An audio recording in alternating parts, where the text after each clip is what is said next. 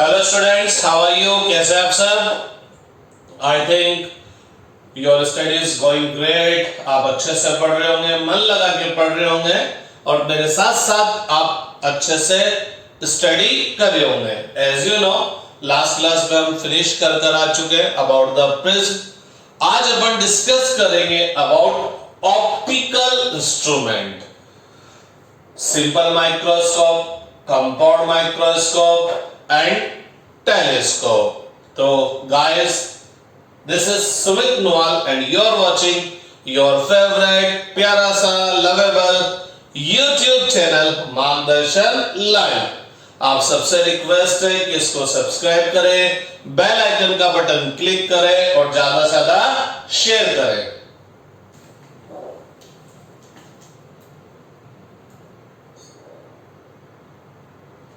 Keshav Bhanu, time पर आ जाया करो यार, बार बार फिर डिस्टर्ब होता है।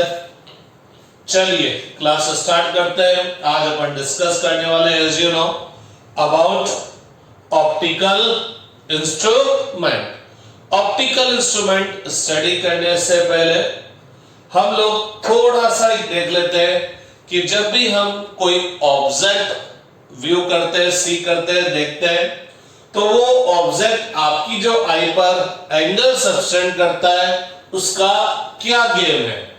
तो सबसे पहले डिस्कस करते हैं अपन angle subtended by object at eye, कि वो कोई भी ऑब्जेक्ट जिसको आप सी करते हैं, देखते हैं, वो आपकी आई पर क्या एंगल सब्टेंड करता है, उसका क्या गेम है। तो लेट अस सपोज अपन किसी रोड पर खड़े और रोड के अक्रॉस बहुत सारे इलेक्ट्रिक पोल लगे हुए हैं।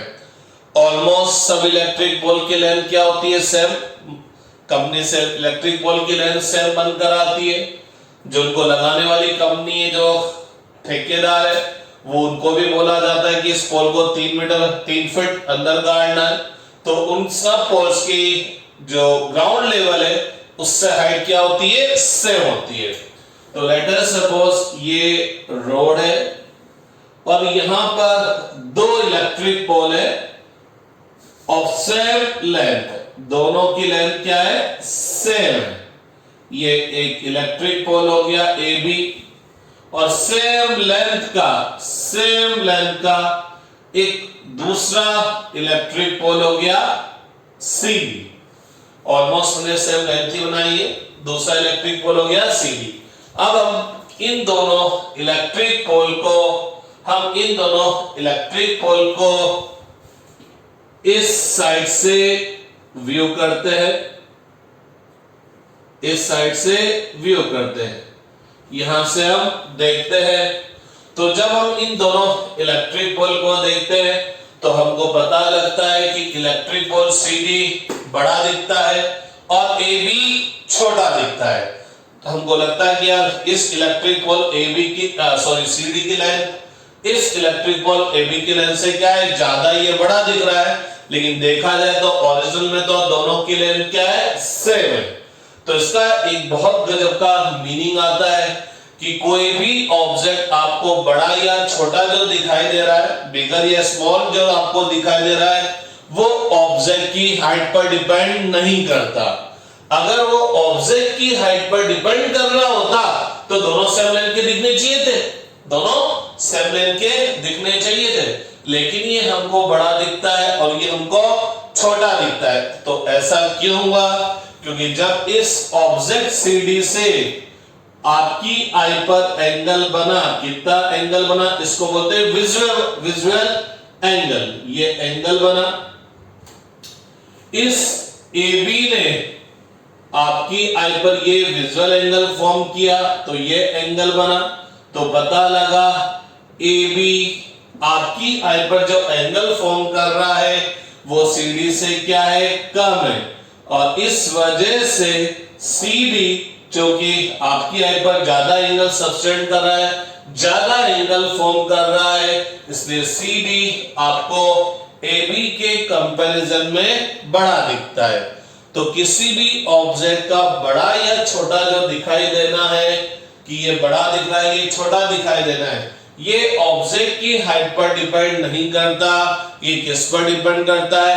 Angle subtended by object at the eye, कि वो ऑब्जेक्ट आई पर कितना एंगल सबटेंड कर रहा है। अब एक और बात बताओ, अगर मैं यहां पर एक और चीज रखता कि मान लीजिए ट्री है, ये पेड़ है, ये छोटा पेड़ है, लेकिन ये आई के पास में है, तो ये आपको इवन इसकी कंपैरिजन में भी बड़ा दिखेगा, छोटा होने के बावजूद भी बड़ा दिखेगा, क्योंकि ये आपकी आई पर क्या कर रहा है? ज्यादा एंगल सबटेंड कर रहा है। तो सिंपल सी बात है, जैसे जैसे आप ऑब्जेक्ट को आंख के पास में लाएंगे तो angle subtended by object at the eye क्या होता जाएगा? इंक्रीज होता जाएगा। तो ऑब्जेक्ट आपको ऑब्जेक्ट और बड़ा और क्लियर दिखाई देगा। लेकिन एक बहुत बड़ी प्रॉब्लम है, लेट अस सपोज मेरे को कोई बहुत छोटी सी ऑब्जेक्ट देखना है, एक बहुत छोटा सा ऑब्जेक्ट देखना है, मैं यहां पर खड़ा हूं, मेरे को इस छोटे से ऑब्जेक्ट को देखना है। तो ये छोटा सा ऑब्जेक्ट, ये स्मॉल ऑब्जेक्ट मेरी आई पर ये एंगल सबटेंड कर रहा है विच इज वेरी स्मॉल, तो ये मेरे को ऑब्जेक्ट दिखाई नहीं देगा। तो मैं इस ऑब्जेक्ट को पास में लाऊंगा, तो नो डाउट जैसे पास में लाऊंगा एंगल सबटेंडेड बाय ऑब्जेक्ट क्या हो जाएगा? इंक्रीज हो जाएगा। तो अगर आपको स्मॉल ऑब्जेक्ट को देखना है, सी करना है, तो आप उसको आपकी आई के पास लाते, angle subtended by object at the eye increase होता जाएगा। लेकिन एक बहुत बड़ी प्रॉब्लम है, क्या प्रॉब्लम है? कि अगर हम किसी ऑब्जेक्ट को एक पर्टिकुलर डिस्टेंस से कम डिस्टेंस पर लेकर आते हैं, तो angle subtended by object at the eye increase तो हो जाएगा, लेकिन वो आपको क्लियर नहीं दिखेगा। क्यों नहीं दिखेगा? उसका पीछे थोड़ा सा अच्छा सा कॉन्सेप्ट होता है, उसका मैं आइडिया देता हूं। आपकी ये ऑब्जेक्ट है, ये ऑब्जेक्ट है, इस ऑब्जेक्ट से रेस इमिट होती है, या इस ऑब्जेक्ट पर कोई लाइट आके इंसिडेंट होती है, वो रिफ्लेक्ट होती है। ठीक, तो हमको तो इस ऑब्जेक्ट से रे आ रही है। आपकी जो आई होता है उसके अंदर क्या होता है? एक आई लेंस होता है, जो कि कौन सा लेंस होता है? कॉन्वेक्स लेंस होता है। आपकी आई के अंदर कॉन्वेक्स लेंस होता है। तो कोई भी जब आप ऑब्जेक्ट देखते हैं, इस ऑब्जेक्ट से जब ये रेस इस आई लेंस के अंदर एंटर होती है, तो आपका आई लेंस क्या करता है? आपका आई लेंस क्या करता है? इस ऑब्जेक्ट का इमेज काम परफॉर्म कर देता है आपकी आई के रेटिना पर। आपकी जो आई होती है वो स्फेरिकल इन शेप होती है, ऑलमोस्ट उसका जो डायमीटर होता है वो 1 इंच होता है, 2.5 सेंटीमीटर के आसपास का होता है। तो कोई भी ऑब्जेक्ट से जब रेस आती है, तो ये लेंस इस रेस को कन्वर्स करके कहां पर मीट करा देता है? रेटिना पर। तो गजब की बात क्या होती है? आपका जो आई लेंस है ये बहुत गजब का होता है, ऊपर वाले ने इसको एक बहुत गजब की पावर दी है। ये according to the situation, according to the position of object, अपनी फोकल लेंथ क्या कर लेता है? चेंज कर लेता है। मींस देखना, आप ऑब्जेक्ट, जैसे आप किसी भी ऑब्जेक्ट को देखते हैं, तो आप देखते हैं कोई चीज यहां रखी है, कोई चीज यहां रखी है, कोई पर्सन दूर भी खड़ा हुआ है, तो आप यहां वाले ऑब्जेक्ट को भी देख लेते हैं, दूर वाले को भी देख लेते हैं, और बहुत दूर वाले को भी देख लेते हैं। इसका मतलब आप जब किसी को देखते हैं, हम रूटीन लाइफ में जब हम खड़े होते हैं, तो हमको ये चीज भी दिखती है, पास वाली भी दिखती है, दूर वाली भी दिखती है। तो हमारे लिए डेली प्रैक्टिस में, रूटीन प्रैक्टिस में क्या होगा? अलग अलग ऑब्जेक्ट होंगे जो कि आपकी आई से क्या होंगे? अलग अलग डिस्टेंस पर होंगे। मींस अलग अलग ऑब्जेक्ट की आपकी आई से डिस्टेंस क्या होगी? अलग अलग होगी। तो 1/f equal to 1/v minus 1/u। अरे मैंने ये क्या राइट कर दिया? Lens formula. तो गौर फरमाना, हम किसी भी ऑब्जेक्ट को तभी देख पाएंगे जब हर ऑब्जेक्ट का इमेज कहां पर बनेगा? रेटिना पर। शायद 10th में थोड़ा बहुत पढ़कर आए होंगे, इमेज कहां पर बनेगा? रेटिना पर। तो इसका मतलब ऑब्जेक्ट यहां पर हो तो भी इमेज रेटिना पर बनना चाहिए, ऑब्जेक्ट यहां पर हो तो भी इमेज रेटिना पर बनना चाहिए, ऑब्जेक्ट यहां पर हो तो भी इमेज रेटिना पर बनना चाहिए। इसका मतलब क्या होगा? हर ऑब्जेक्ट का जो इमेज है वो रेटिना पर बनेगा। इसका मतलब हर ऑब्जेक्ट के इमेज की लेंस से जो डिस्टेंस है वो फिक्स है, लेंस से जो डिस्टेंस है वो फिक्स है, क्योंकि आई लेंस और रेटिना के बीच में लमसम 1 इंच का डिफरेंस होता है। तो इस ऑब्जेक्ट की इमेज भी रेटिना पर बननी चाहिए, इस ऑब्जेक्ट की इमेज भी रेटिना पर बननी चाहिए, इस ऑब्जेक्ट की इमेज भी रेटिना पर बननी चाहिए। तो इसका मतलब ऑब्जेक्ट की लेंस से डिस्टेंस u की वैल्यू कुछ भी हो, की वैल्यू कुछ भी हो, v की वैल्यू कितनी होनी चाहिए? 2.5 सेंटीमीटर। कितनी होनी चाहिए? 2.5 सेंटीमीटर। तो भैया लोगों I के केस में v 2.5 सेंटीमीटर होना चाहिए। हाँ, एक बात बताऊं, अगर इमेज इससे पहले बन गई या इसके बाद बन गई तो आप देख नहीं पाएंगे। तो मैं यहां यूं बोल के चल रहा हूं कि ऑब्जेक्ट यहां पर हो, यहां पर हो, यहां पर हो, यहां पर हो, आप इसको अच्छे से देख पा रहे हैं तो v की वैल्यू क्या होगी? 2.5 होगी। तो आप बोल रहे हैं कि ऑब्जेक्ट की लेंस से डिस्टेंस अलग अलग है, अलग अलग ऑब्जेक्ट की लेंस से डिस्टेंस अलग अलग है। तो भैया v तो फिक्स हो गया।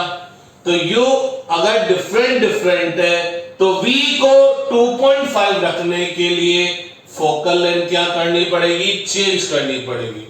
तो ऊपर वाले ने आपको अपने आप एक गॉड गिफ्ट दिए, एक नेचुरल गिफ्ट दिए कि आप आपकी जो आई है इसके लेंस की focal length according to the situation change कर सकते हैं।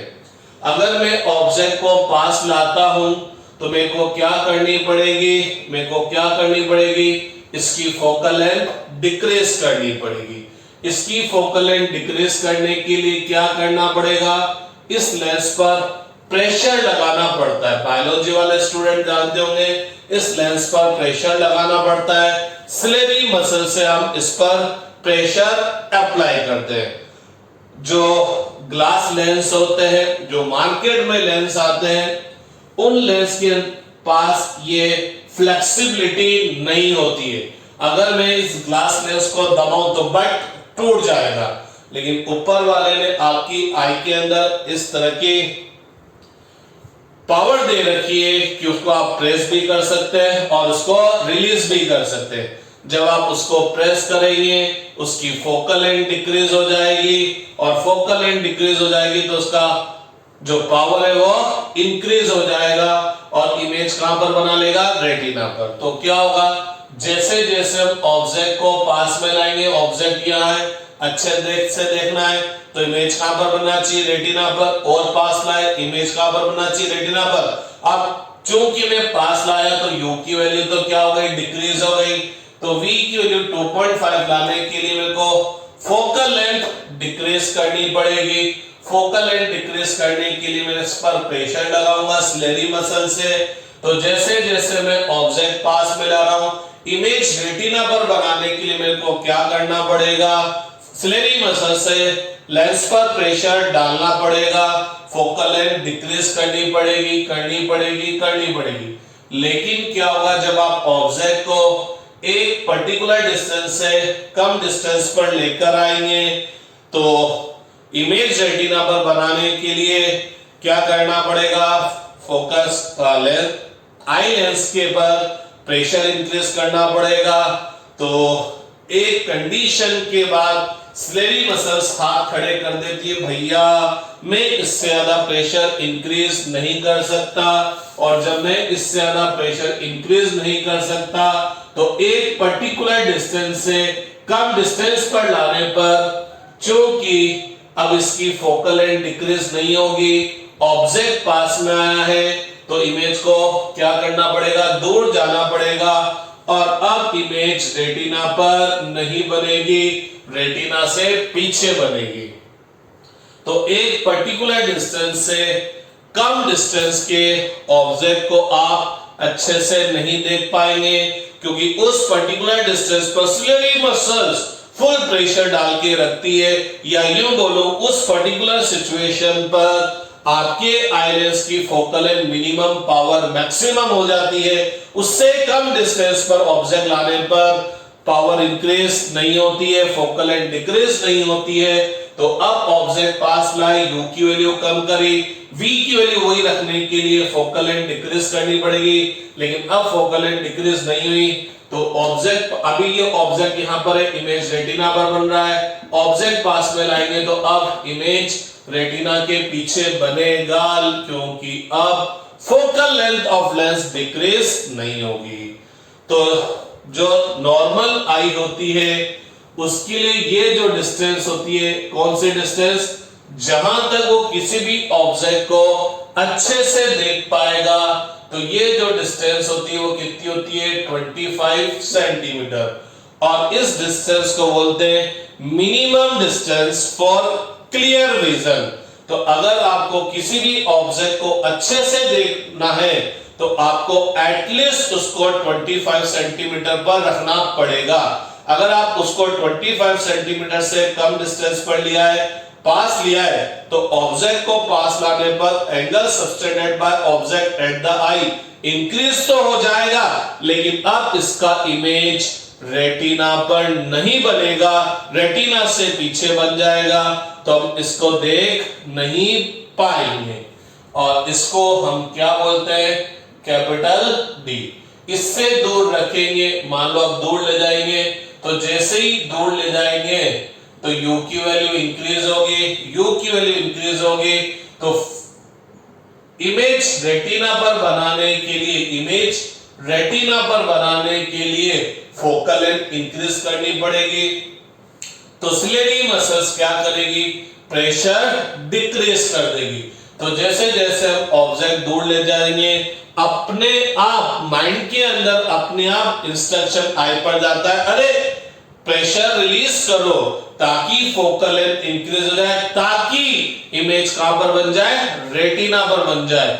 और जब ऑब्जेक्ट इनफाइनाइट पर होगा तो सिलियरी मसल्स कोई प्रेशर अप्लाई नहीं करेगी, तो आपकी लेंस पर, आई लेंस पर कोई प्रेशर नहीं होगा। उसको अपन बोलते हैं रिलैक्स्ड पोजीशन, क्योंकि आई लेंस पर कोई प्रेशर नहीं है, और उस केस में आई लेंस की फोकल लेंथ मैक्सिमम होगी। और जब ऑब्जेक्ट 25 सेंटीमीटर डिस्टेंस पर होगा तो आई लेंस पर पूरा प्रेशर डाला होगा, उसको हम बोलेंगे मैक्सिमम स्ट्रेंथ कंडीशन बोलेंगे।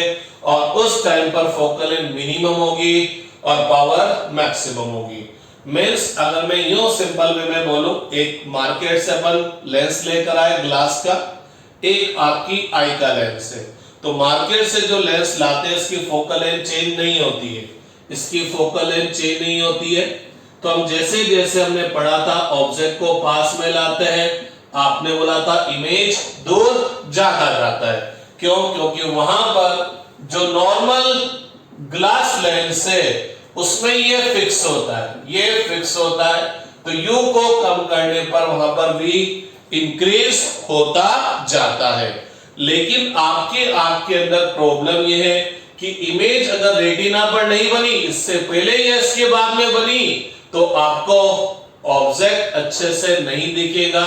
अब एक प्रॉब्लम है, क्योंकि हम खड़े होते हैं तो हमको पास वाला ऑब्जेक्ट भी देखना होता है, थोड़ा दूर वाला भी देखना और बहुत दूर वाला भी देखना होता है। तो अलग अलग ऑब्जेक्ट की आई से डिस्टेंस अलग अलग है, यू की वैल्यू अलग अलग है, लेकिन इस ऑब्जेक्ट का इमेज भी रेटिना पर, इसका भी रेटिना पर, इसका भी रेटिना पर, तो हर ऑब्जेक्ट के लिए जिनके लिए यू अलग अलग है, यू डिफरेंट डिफरेंट है, यू डिफरेंट डिफरेंट है, उन सब के लिए भी सेम होने के लिए फोकल लेंथ क्या होनी चाहिए, अलग अलग। तो ऊपर वाले ने आपको एक ऐसी पावर दे रखी है जिसके थ्रू आप आपके आई लेंस की focal length according to the situation, according to the position of object इस तरह से चेंज कर लेते हैं कि इमेज रेटिना पर बन जाए। तो जैसे जैसे ऑब्जेक्ट को पास में लाते हैं इमेज रेटिना पर बनाने के लिए लेंस की फोकल लेंथ डिक्रीज करनी पड़ती है, लेंस पर प्रेशर डालना पड़ता है। लेकिन आप जब 25 सेंटीमीटर से कम डिस्टेंस पर लाते हैं तो इमेज रेटिना पर बनाने के लिए प्रेशर और इंक्रीज करना पड़ेगा। तो आपकी आई का जो स्लेरी मसल्स है, जो लेंस पर प्रेशर डाल रहा होता है, वो बोलता है मैं पूरी ताकत लगा चुका, अब मैं ताकत नहीं लगा सकता। तो अब फोकल लेंथ डिक्रीज होना बंद हो जाएगी, लेकिन ऑब्जेक्ट तो पास आ गया, तो अब एफ डिक्रीज नहीं होगा, यू कम हो गया, तो वी को इंक्रीज होना पड़ेगा।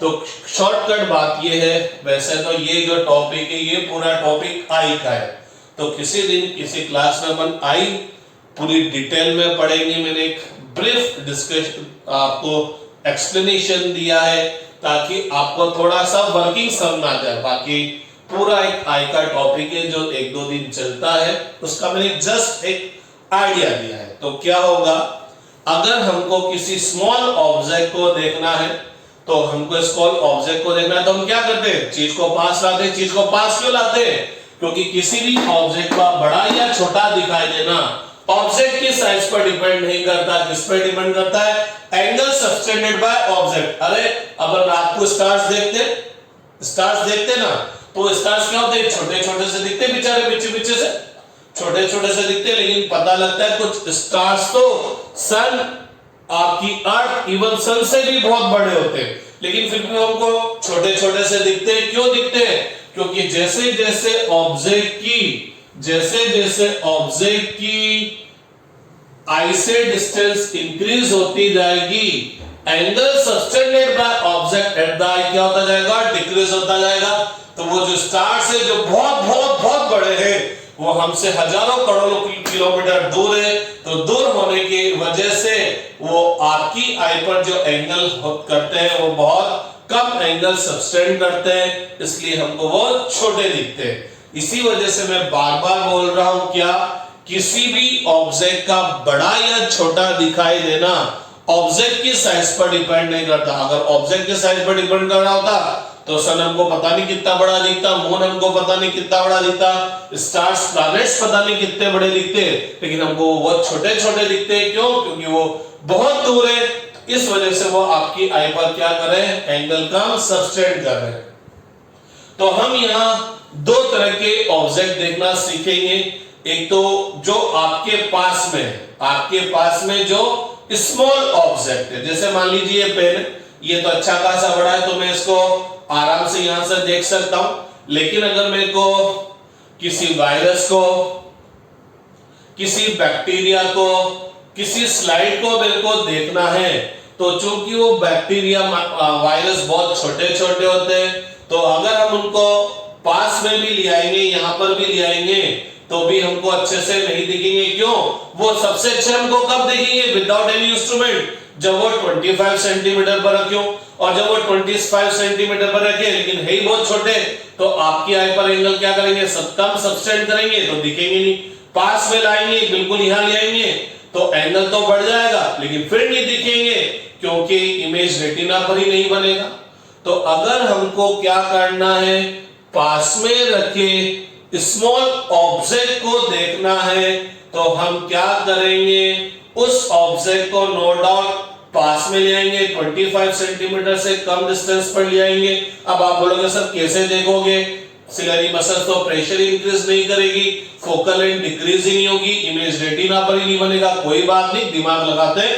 तो हम क्या करेंगे, इस ऑब्जेक्ट और आई के बीच में एक लेंस लगा देंगे, और वो लेंस क्या करेगा, इस ऑब्जेक्ट का एक इमेज इधर बना देगा, जो कि आपकी आई से एटलीस्ट 25 सेंटीमीटर डिस्टेंस पर हो। तो आपको ये ऑब्जेक्ट तो नहीं दिखेगा, लेकिन ये इमेज दिख जाएगा जो कि ग्रेटर देन द ऑब्जेक्ट होगा, और ये जो इमेज आपकी आई पर एंगल सबटेंड करेगा वो उस एंगल से ज्यादा होगा जब विदाउट इंस्ट्रूमेंट आप इसको 25 सेंटीमीटर रखकर देखने पर वो आपकी आई पर एंगल बना रहा था। तो अगर हमको क्या करना है, किसी स्मॉल ऑब्जेक्ट को विजुअल देखना है, सीख करना है, तो हम क्या करेंगे, उस स्मॉल ऑब्जेक्ट और आई के बीच में एक लेंस लगा देंगे, तो वो लेंस क्या करेगा, उसका मैग्नीफाई इमेज एटलीस्ट 25 सेंटीमीटर पर बना देगा।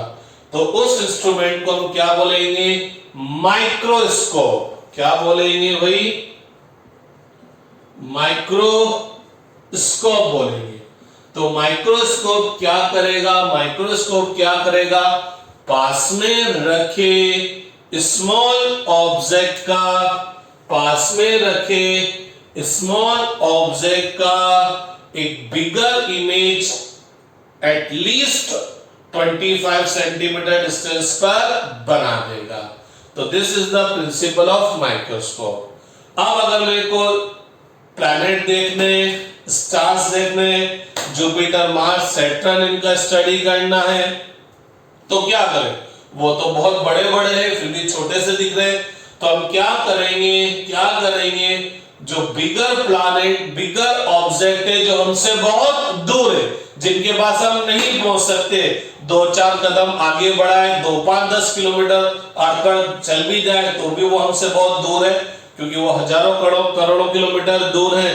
तो जब हम हमको देखना है, उन बिगर ऑब्जेक्ट को हमको देखना है, तो हम क्या करेंगे, एक इंस्ट्रूमेंट के थ्रू हम क्या करेंगे, उन बिगर ऑब्जेक्ट का क्या कर लेंगे, आई के पास में स्मॉल इमेज फॉर्म कर लेंगे।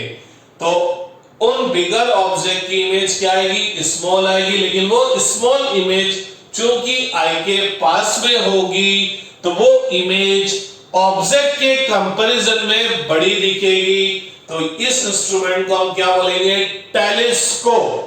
तो टेलीस्कोप क्या करेगा, जो फार बिगर ऑब्जेक्ट है, जो दूर बड़े ऑब्जेक्ट है, उनका क्या करेगा, स्मॉल इमेज आई के पास में बना लेगा।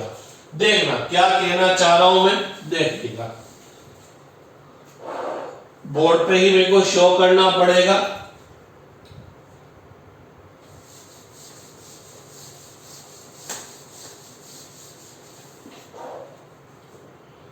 तो लेट अस सपोज ये बहुत बड़ा ऑब्जेक्ट है, लेकिन आपकी आई से बहुत दूर है, आपकी आई से बहुत ज्यादा डिस्टेंस पर है। तो मैं क्या करता हूं, किसी इंस्ट्रूमेंट के थ्रू इस ऑब्जेक्ट का इमेज आई के पास में बना लूंगा। तो इमेज ऑब्जेक्ट से छोटा होगा, लेकिन फिर भी ये मेरे को बड़ा दिखेगा। क्यों?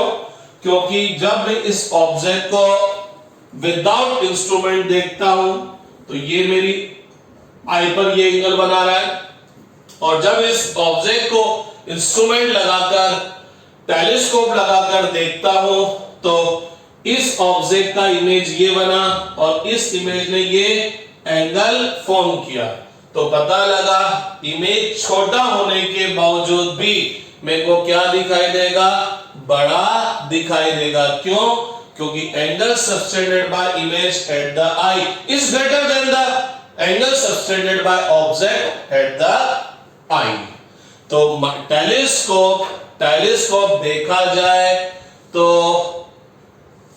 इमेज जो फॉर्म करता है वो क्या करता है, ऑब्जेक्ट से छोटी करता है, लेकिन इसने इमेज ने क्या करा, आपकी आई पर क्या करा, एंगल ज्यादा सबटेंड किया। तो इस टेलीस्कोप और माइक्रोस्कोप को ही हम क्या बोलते हैं, ऑप्टिकल इंस्ट्रूमेंट। तो ऑप्टिकल इंस्ट्रूमेंट क्या चीज है, जो हमको ऑब्जेक्ट को देखने के लिए हम यूज करते हैं, जो नेकेड आई से जिन ऑब्जेक्ट को हम देख नहीं पाते, उन ऑब्जेक्ट्स को देखने के लिए जिन इंस्ट्रूमेंट्स को हम यूज करते हैं, उनको हम क्या बोलते हैं, ऑप्टिकल इंस्ट्रूमेंट। तो दो तरह के ऑब्जेक्ट हुए, कुछ ऑब्जेक्ट पास में होंगे लेकिन इतने छोटे होंगे कि दिखाई नहीं दे रहे, उसके लिए हम माइक्रोस्कोप यूज करेंगे। कुछ ऑब्जेक्ट बहुत बड़े होंगे लेकिन बहुत दूर है, इसलिए नहीं दिख पा रहे क्योंकि एंगल बहुत छोटा बना रहे हैं आई पर, उसके लिए हम क्या करेंगे, टेलीस्कोप यूज करेंगे। तो मोस्ट इंपॉर्टेंट बात क्या थी कि किसी भी ऑब्जेक्ट का बड़ा या छोटा दिखाई देना, किसी भी ऑब्जेक्ट का बड़ा या छोटा दिखाई देना ऑब्जेक्ट की साइज पर डिपेंड नहीं करेगा। किस पर डिपेंड करेगा, angle subtended by object at the eye. तो जब हम लोग ऑप्टिकल इंस्ट्रूमेंट का मैग्निफिकेशन देखेंगे, मैग्निफिकेशन का मतलब क्या हुआ, उस इंस्ट्रूमेंट के थ्रू जब हमने उस ऑब्जेक्ट को देखा तो उस ऑब्जेक्ट ने हमको, उस इंस्ट्रूमेंट ने हमको उस ऑब्जेक्ट को कितना बड़ा बना के दिखाया है। तो जनरली हम लोगों ने मैग्निफिकेशन ऑफ लेंस देखा था, मैग्निफिकेशन ऑफ मिरर देखा था। तो वहां पर तो हम क्या बोलते थे, मैग्निफिकेशन ऑफ लेंस या मैग्निफिकेशन ऑफ मिरर क्या होता था, height of image upon height of object. वहां केवल हम क्या करते थे, इमेज और ऑब्जेक्ट की जो लेंथ या हाइट थी उसका रेशियो फाइंड आउट करते थे, और उस तरह का जो मैग्निफिकेशन होता था वो क्या होता था, लीनियर मैग्निफिकेशन। क्या होता था वो, लीनियर मैग्निफिकेशन।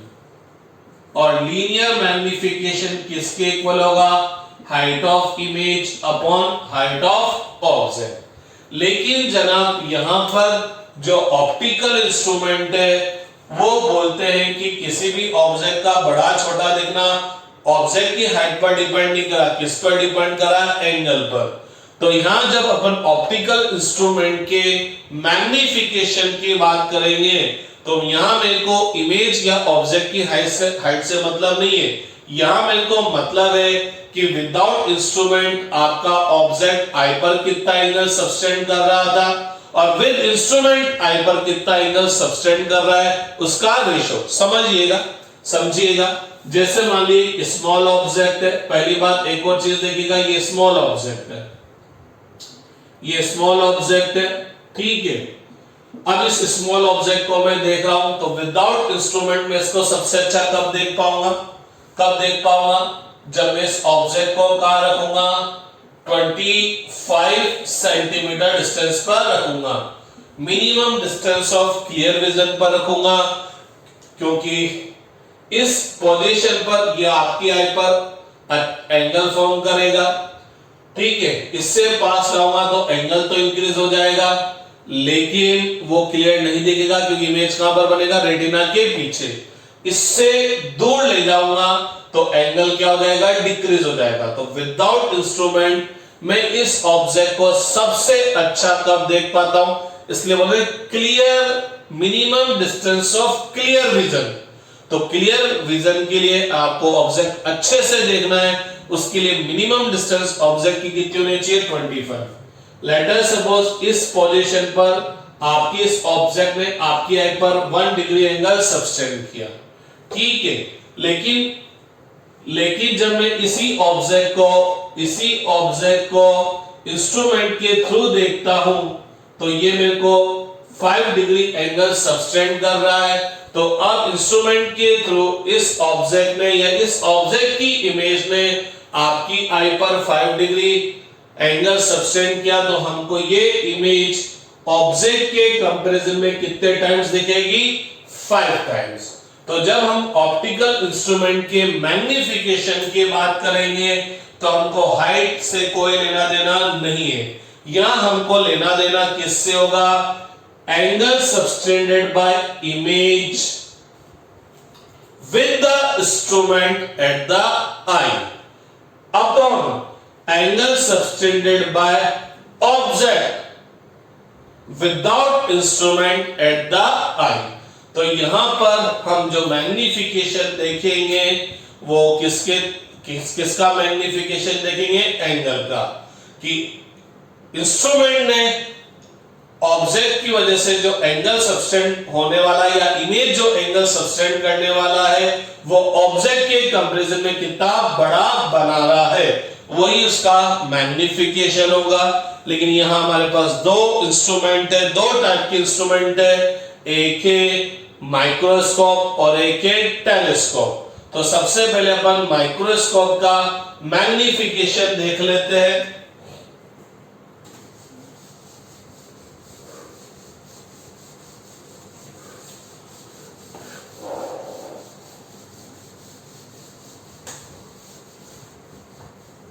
और ये यहां पर जो मैग्निफिकेशन है वो किसका है, एंगल का, इसलिए अपन इसको क्या बोलेंगे, एंगुलर मैग्निफिकेशन। बात करते हैं मैग्निफिकेशन ऑफ ऑप्टिकल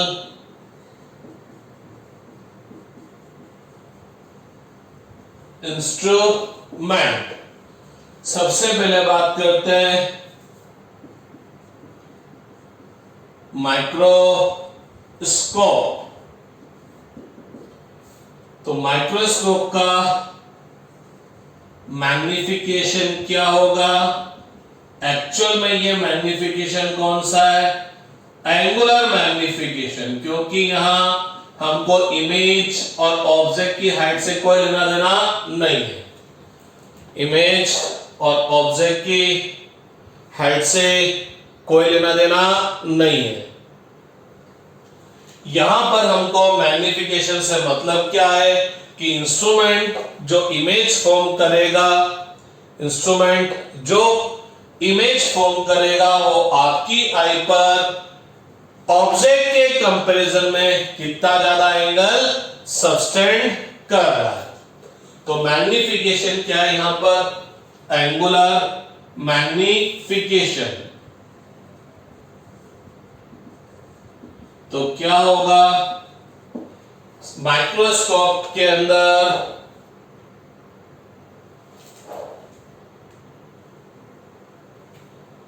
जो ना जाइए बच्चे लोगों फटाफट।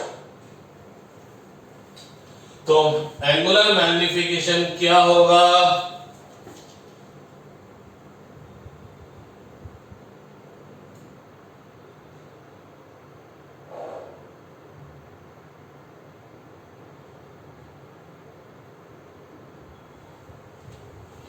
क्या होगा भाई? Angle formed by final image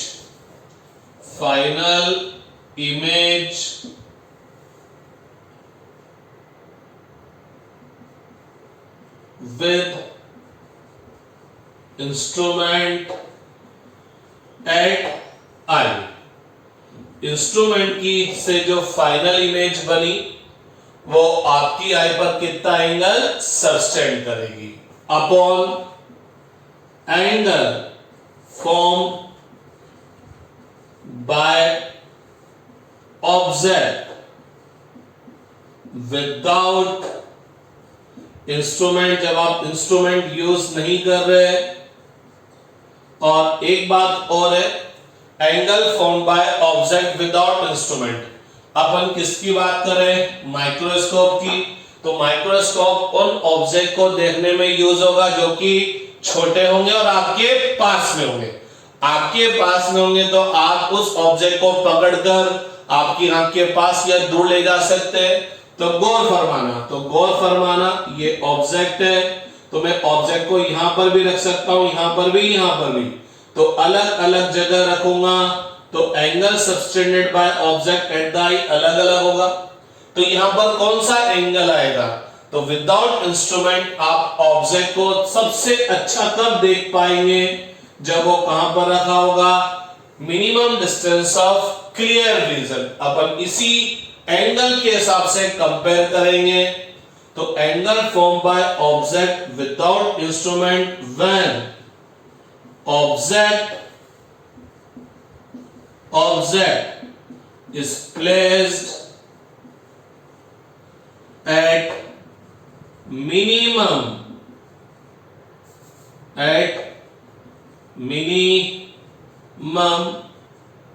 distance of clear vision। तो जब ऑब्जेक्ट 25 सेंटीमीटर पर है, क्लियर विजन की मिनिमम डिस्टेंस पर है, तब आपकी आई पर क्या एंगल सबटेंड कर रहा है? नो डाउट ये एंगल भी क्या होगा? बहुत स्मॉल। तभी जाकर हमने इंस्ट्रूमेंट यूज किया। तो मैं आपको बताऊं कॉन्सेप्ट क्या होगा। यहां पर भी आपको ऑब्जेक्ट नहीं दिख रहा है तो हम इस ऑब्जेक्ट को पास में ले आएंगे। ऑब्जेक्ट को पास में लाने पर एंगल तो बढ़ जाएगा लेकिन ये ऑब्जेक्ट नहीं दिखेगा। क्यों नहीं दिखेगा? क्योंकि क्या होगा? इमेज रेटिना के पीछे बनेगा। तो हम यहां पर क्या कर देंगे, माइक्रोस्कोप ले आएंगे और इसका इमेज इधर बना देंगे। तो अब आपको ये इमेज आपकी आई पर ज्यादा एंगल फॉर्म करेगा और इमेज जो कि एटलीस्ट 25 सेंटीमीटर पर होगा, तो ये इमेज हमको इस ऑब्जेक्ट के कंपैरिजन में साफ साफ दिखाई देगा। तो एंगुलर मैग्निफिकेशन ऑफ माइक्रोस्कोप क्या हो जाएगा, angle subtended bye angle form bye final image with instrument at the eye upon angle subtended by object. यहां इमेज से, यहां ऑब्जेक्ट से, angle subtended by object without instrument when object is placed at minimum distance of clear vision। इस angle को लिखते हैं beta और इसको लिखते हैं अल्फा। नो डाउट ये दोनों एंगल कम ही है, बहुत कम है, तो beta and alpha are very small, that's why beta को क्या लिख दिया जाता है, tan बीटा, और अल्फा को क्या लिख दिया जाता है, tan अल्फा। तो मैं आपको एक और बात बता दूं, हम लोगों ने अभी तक चैप्टर में मैग्निफिकेशन देखा था, मिरर में भी देखा था, लेंस में भी देखा था, और वहां पर क्या बोला था, magnification height of image upon height of object. तो वो जो मैग्निफिकेशन था वो लीनियर मैग्निफिकेशन था कि लेंस ने या मिरर ने इमेज जो बनाया वो ऑब्जेक्ट से कितना बड़ा या छोटा बनाया। लेकिन जब हम ऑप्टिकल इंस्ट्रूमेंट यूज कर रहे हैं तो हम उस ऑप्टिकल इंस्ट्रूमेंट के थ्रू ऑब्जेक्ट को देखने के लिए यूज कर रहे हैं। माइक्रोस्कोप पास में रखे छोटे ऑब्जेक्ट को देखने के लिए यूज कर रहे हैं, टेलीस्कोप दूर रखे बड़े ऑब्जेक्ट को देखने के लिए यूज कर रहे हैं। तो यहां हम जब ऑब्जेक्ट को देख रहे हैं तो यहां ऑब्जेक्ट को बड़ा या छोटा जो हम देख रहे हैं वो उस ऑब्जेक्ट की हाइट पर डिपेंड नहीं करा, किस पर डिपेंड करा, एंगल पर। तो यहां मैग्निफिकेशन किसका आएगा, एंगल का आएगा कि इमेज ने कितना एंगल बनाया, ऑब्जेक्ट ने कितना एंगल बनाया, उसका रेशियो, उससे पता लग जाएगा कि इमेज कितनी बड़ी बनी या उस इंस्ट्रूमेंट के थ्रू देखने पर वो ऑब्जेक्ट कितना बड़ा दिखाई दिया। तो ये मैग्निफिकेशन क्या होगा, बेसिकली एंगुलर मैग्निफिकेशन। तो बीटा अपॉन अल्फा हो गया, ये तो बात हुई माइक्रोस्कोप की। अब बात करते हैं टेलीस्कोप की। टेलीस्कोप, तो टेलीस्कोप में भी चीज तो यही होगी कि विदाउट इंस्ट्रूमेंट आप ऑब्जेक्ट को देख रहे हैं तब वो आपकी आई पर कितना एंगल बना रहा है, इंस्ट्रूमेंट लाकर जब आप ऑब्जेक्ट को देख रहे हैं तो उससे जो इमेज बनी वो आपकी आई पर कितना एंगल फॉर्म करी, उसका रेशियो। तो टेलीस्कोप में क्या होगा, angle form bye final image at eye upon angle formed by object at eye without instrument. तो गौर फरमाइएगा इन दोनों फॉर्मूले में एक बहुत बड़ा डिफरेंस है। क्या, यहां पर हमने ये जो एंगल लिया वो ऑब्जेक्ट से लिया, लेकिन ऑब्जेक्ट कहां रखा हुआ है, ऑब्जेक्ट कहां रखा हुआ है, minimum distance of clear vision पर। लेकिन यहां पर हम ऑब्जेक्ट को minimum distance of clear vision पर नहीं रखेंगे। अरे आप जुपिटर के पास पहुंच जाओ 25 सेंटीमीटर, जैसे आप अर्थ पर खड़े हो, तो आपको किस इंस्ट्रूमेंट की जरूरत पड़ेगी क्या? यहां ऑब्जेक्ट छोटा नहीं है, ऑब्जेक्ट बहुत बड़ा है, लेकिन छोटा क्यों दिख रहा है, क्योंकि बहुत दूर है।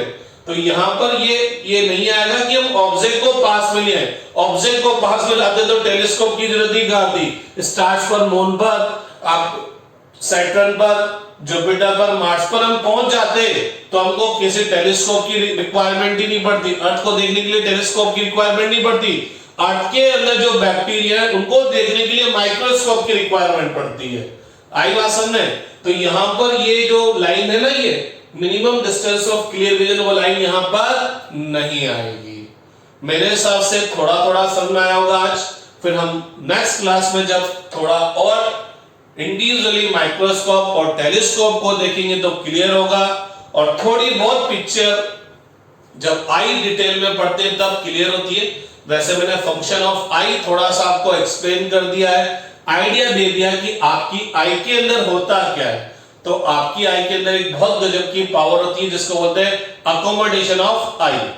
ठीक, तो उसकी क्या पावर होती है कि वो अपनी फोकल लेंथ चेंज कर सकता है according to the position of object. वो अपनी फोकल लेंथ डिक्रीज भी कर सकता है, इंक्रीज भी कर सकता है, लेकिन एक प्रॉब्लम है 25 सेंटीमीटर के बाद वो अपने हाथ खड़े कर देता है। तो एक बात और, जब ऑब्जेक्ट इनफाइनाइट पर है तो सिलेरी मसल्स कोई प्रेशर अप्लाई नहीं करती, तो आपकी आईज क्या होती है, रिलैक्स्ड पोजीशन में होती है और उसको बोलते हैं नॉर्मल एडजस्टमेंट। जब आपकी आई पर कोई प्रेशर नहीं होता, जैसे आप एक चीज देखिएगा, ये हाथ है, आपको ये लाइंस दिख रही है यहां पर, लेकिन जब आप इस हाथ को आप पास में ले आए, अब आपको ये लाइन नहीं दिखेगी। अब आपको ये लाइन देखनी है ना, तो आपको एक्स्ट्रा एनर्जी लगाकर, प्रेशर लगाकर लगाना पड़ेगा ताकि आपकी आई लेंस पर एक्स्ट्रा प्रेशर आए।